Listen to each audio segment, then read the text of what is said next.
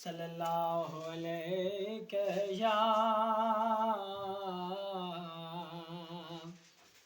या रसूल अल्लाह वसल्लम अलैका या हबीब अल्लाह। तुझे प्यार कयो कैदी तुझो रोज़ अची मां ॾिसां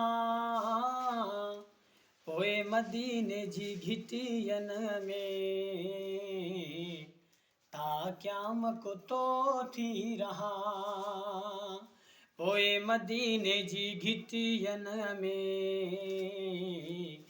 ता क़यामत तो थी रहा। हिकु लुत्फ़ करम थी वञे तुंहिंजो दर थो ॾिसण चाहियां